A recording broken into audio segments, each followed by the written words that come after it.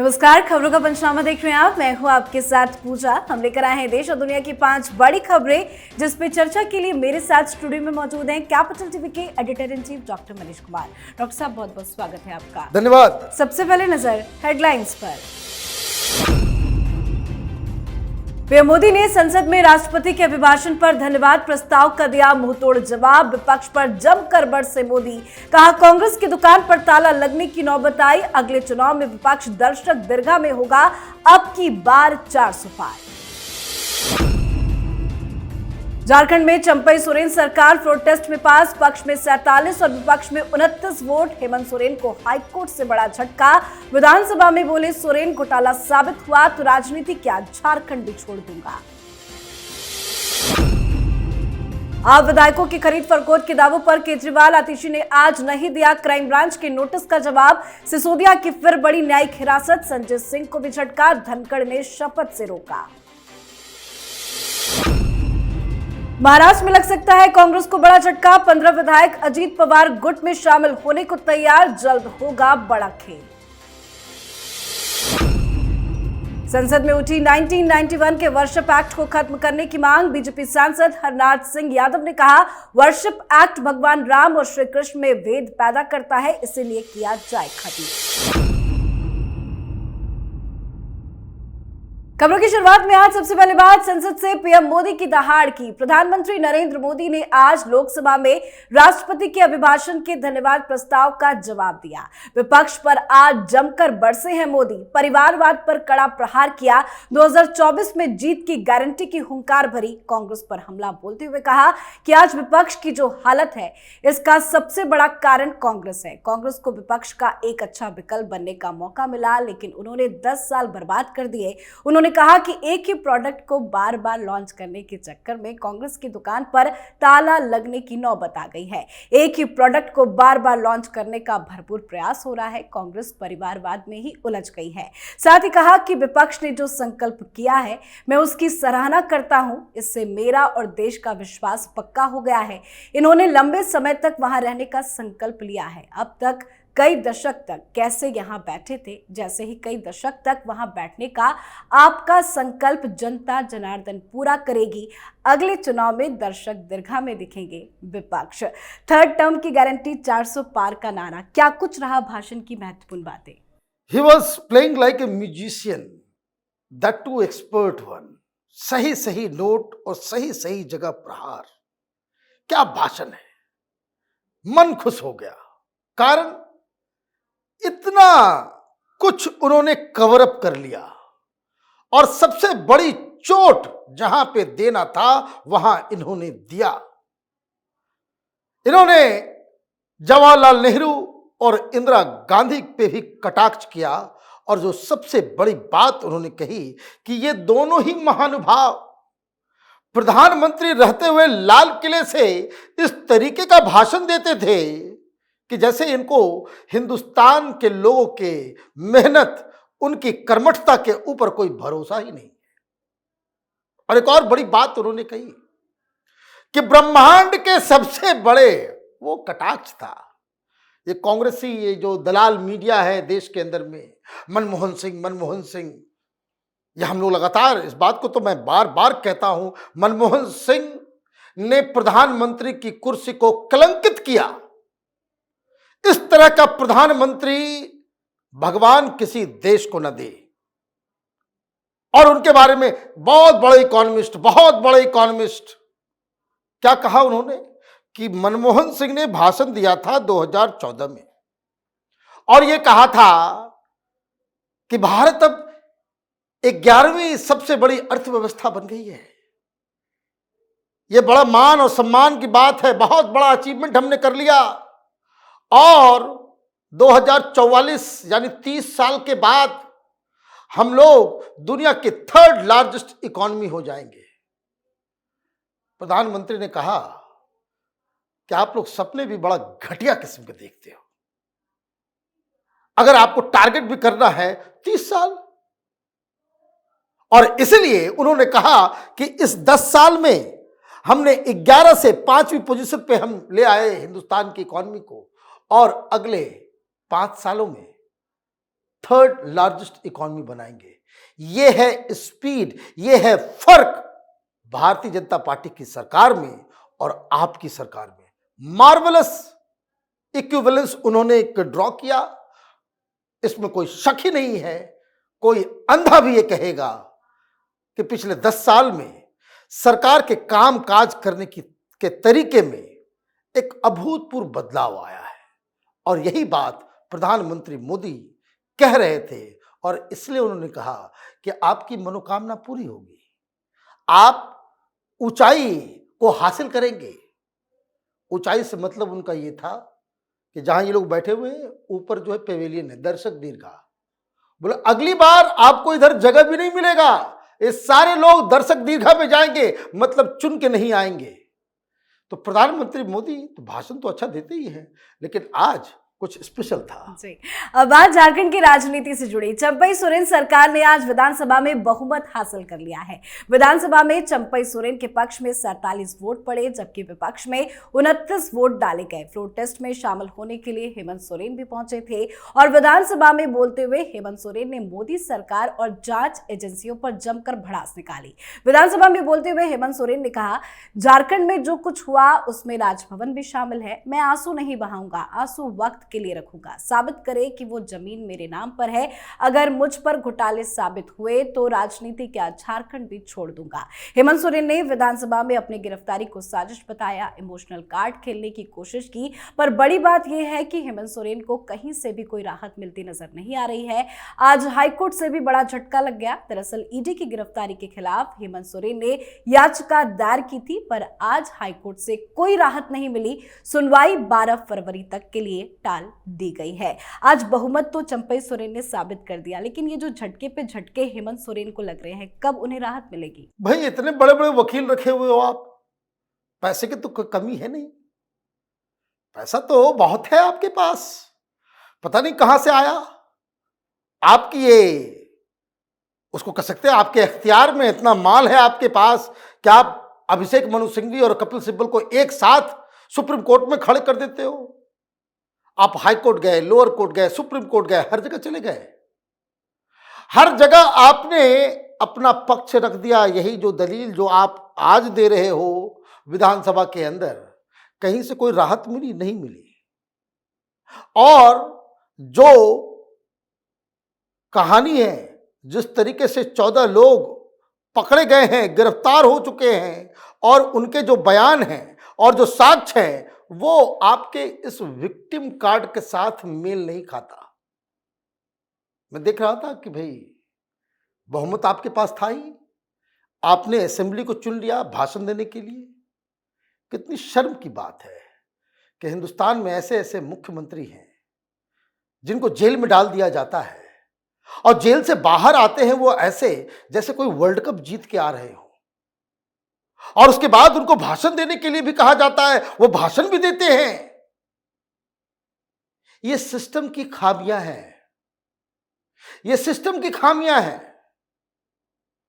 कोई अधिकारी अगर किसी काम के लिए वो जेल चला गया तुरंत सस्पेंड हो जाता है, लेकिन नेताओं ने एक ऐसा सिस्टम बना रखा है कि जेल में भी रहेंगे। देखिए सत्येंद्र जैन कितने दिनों तक मंत्री बना रहा। एक केजरीवाल वो कहता मुझे जेल में डालो, मैं जेल से सरकार चलाऊंगा। भाई ये कानून की दृष्टि में ये घटिया सिस्टम है। जब आम अधिकारियों को, सरकारी ऑफिसर्स को, आम कर्मचारी को गिरफ्तार जेल जाती है, उसकी नौकरी जो है वो सस्पेंड हो जाती है, तो इन लोगों के साथ क्यों नहीं होता? और ये लंबे चौड़े भाषण दे रहे हैं। तो खैर हाईकोर्ट में तो सुनवाई हुई नहीं, मामला आगे टल गया। आप लाख कहते रहे कि गिरफ्तारी इलीगल है, तो ये है तो वो है। कोर्ट के अंदर ये भाषणबाजी, ये विक्टिम कार्ड नहीं चलता। कोर्ट के अंदर साक्ष्य, प्रमाण, सबूत देने होते हैं, दस्तावेज पेश करने होते हैं। जिसके कागज में दम होगा वही जीतेगा। अभी ईडी के पास सबूत है, साक्ष्य है, दस्तावेज है और आपके पास विक्टिम कार्ड है। जी, तो हेमंत सोरेन बुरे फंसे हैं तो केजरीवाल की भी उल्टी गिनती शुरू हो गई है। अरविंद केजरीवाल और आतिशी ने बीजेपी पर उनके विधायकों को तोड़ने का आरोप लगाया था, जिनके सबूत दिल्ली क्राइम ब्रांच ने मांगे हैं। क्राइम ब्रांच ने नोटिस जारी कर दोनों से जवाब मांगा था। आज की तारीख भी तय कर दी गई थी, पर दोनों नेताओं ने क्राइम ब्रांच के नोटिस का जवाब आज नहीं दिया। आम आदमी पार्टी की तरफ से यह बताया गया कि कुछ दिनों के बाद नोटिस का जवाब दिया जाएगा। तो बात सिसोदिया की करें तो उन्हें आज फिर से बड़ा झटका लगा है। सिसोदिया की न्यायिक हिरासत को 22 फरवरी तक के लिए बढ़ा दी गई है। साथ ही संजय सिंह आज शपथ नहीं ले सके। दरअसल जगदीप धनखड़ ने संजय सिंह को सांसद के तौर पर शपथ लेने की अनुमति देने से यह कहकर इनकार कर दिया कि उनका मामला फिलहाल विशेषाधिकार समिति के पास है। आखिर क्यों आज अरविंद केजरीवाल ने क्राइम ब्रांच की नोटिस का जवाब नहीं दिया? कोई जवाब है ही नहीं। जवाब होता तो देखिए, बात बहुत सिंपल सी है। अगर इसके पास जरा सा भी वीडियो ऑडियो रिकॉर्डिंग होता, कोई साक्ष्य प्रमाण होता, तो बात यहां तक जाती नहीं। ये प्रेस कॉन्फ्रेंस करके उछल उछल के कूद कूद के पहले ही दुनिया को बता रहा हो, ये सुनिए।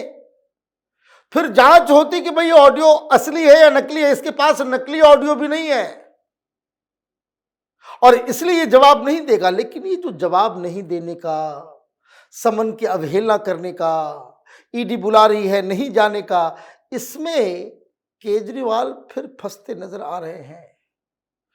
क्योंकि 7 तारीख को सुनवाई है, राहत नहीं मिली तो इनका जेल जाना 100% पक्का है।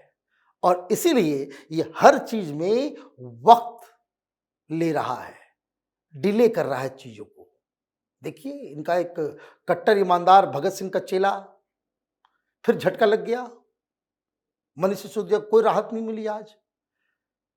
भाई आज तक जरा सा भी कोई राहत, चाहे वो सुप्रीम कोर्ट हो, हाई कोर्ट हो, रॉ रेवेन्यू कोर्ट हो, कहीं नहीं मिली अभी तक। मतलब ये तो साक्ष्य सबूत के आधार पर जज फैसला लेते हैं। आपके पास कुछ नहीं है। और संजय सिंह बेचारे हो जेल के अंदर, वो कह रहे थे भाई मुझे पैरोल दे दो, मुझे शपथ लेना है। केजरीवाल राजनीति को सुधारने आया था। क्या कर रहा है? एक व्यक्ति जो जेल के अंदर में है, उसको शपथ दिलाया जा रहा है। केजरीवाल अगर उल्टी साइड होता, रोज प्रेस कॉन्फ्रेंस करके उस पार्टी को भला बुरा कहता कि देखिए अपराधियों को जो है ये संसद में डाल रहे हैं। भाई अपराधियों को संसद से हटाने के लिए ही तो तुमने अन्ना आंदोलन के पीछे से राजनीति का दरवाजा खोला तुमने। इसलिए तो तुम राजनीति में आए थे कि कैदियों को, आरोपियों को, जेल में जो जघन्य अपराध में है, मनी लॉन्ड्रिंग के केस में जेल के अंदर है, तुम उसको राज्यसभा का सांसद बना रहे हो। वाह! जो लोग केजरीवाल का समर्थन करते हैं उनको अपने घर में आईना देखना चाहिए कि कैसा बेवकूफ केजरीवाल ने ये दिल्ली के लोगों को बनाया है। जी, अब बात महाराष्ट्र की राजनीति से आ रही बड़ी खबर की। लोकसभा चुनाव से पहले कांग्रेस पार्टी को महाराष्ट्र में बड़ा झटका लग सकता है। मिलिंद देवड़ा ने हाल ही में कांग्रेस का साथ छोड़ा था। इसके बाद मुंबई में पार्टी के पास कोई कद्दावर नेतृत्व नहीं है। पार्टी के भीतर और बाहर दोनों ही जगहों पर इस बात की चर्चा है कि पूर्व मंत्री और बांद्रा विधायक बाबा सिद्दीकी लोकसभा चुनाव से पहले राष्ट्रवादी कांग्रेस पार्टी के अजीत पवार गुट में शामिल हो सकते हैं। साथ ही उनके साथ 15 और विधायक के शामिल होने की खबर है। क्या कुछ चल रहा है महाराष्ट्र में? देखिए, महाराष्ट्र में तो बात बहुत ही सिंपल है। कांग्रेस पार्टी छिन्न भिन्न हो गई है। राहुल गांधी ये प्रधानमंत्री मोदी के घृणा में इस तरह के फैसले इन लोगों ने ले लिया कि जिससे टूट फूट तो मचना ही था। आप शिवसेना से हाथ मिलाओगे, कौन करेगा वोट आपको? भाई क्यों आपको मुस्लिम वोटर जो है वोट करेंगे? बस आपने समझ लिया भाई वो गुलाम है। लेकिन ये सारी चीजें तो अपनी जगह पे कि वैचारिक, जिसको कह सकते हैं कि पोल्यूशन कांग्रेस पार्टी में तो आ ही गया है। लेकिन वहां मुरली देवरा के बेटे को आपने बाहर निकाल दिया। वो धनाढ्य लोग हैं। कांग्रेस पार्टी के कौन से लीडर होंगे महाराष्ट्र के अंदर में जो चुनाव के दौरान देवरा परिवार से पैसे नहीं लेते हो? अभी फंडिंग बंद हो गई। तो कैसे लड़ेंगे चुनाव? कहां जाएंगे? कहां भीख मांगेंगे?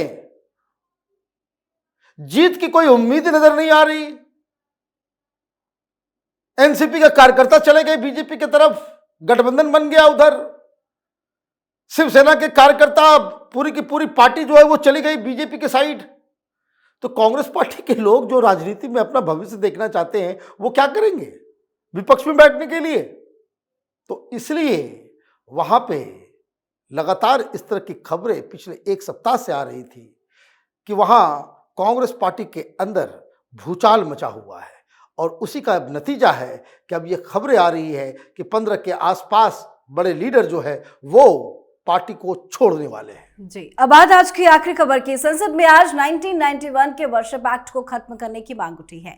भारतीय जनता पार्टी के सांसद हरनाथ सिंह ने आज राज्यसभा में पूजा स्थल अधिनियम 1991 यानी प्लेसेस ऑफ वर्शिप एक्ट पर सवाल उठाते हुए इसे खत्म करने की मांग की। उन्होंने कहा कि ये कानून भगवान राम और भगवान श्री कृष्ण के बीच में भेद करता है, जबकि दोनों भगवान विष्णु के अवतार हैं। उन्होंने कहा कि ये कानून हिंदू, जैन, सिख, बौद्धों के धार्मिक अधिकारों का हनन करता है। संसद में 1991 प्लेसेस ऑफ वर्शिप एक्ट को खत्म करने की बात की जा रही। क्या अब इस पे विचार करने का सही वक्त आ गया है? देखिए, ये तो इल्लीगल कानून है, ये कानून ही इल्लीगल है।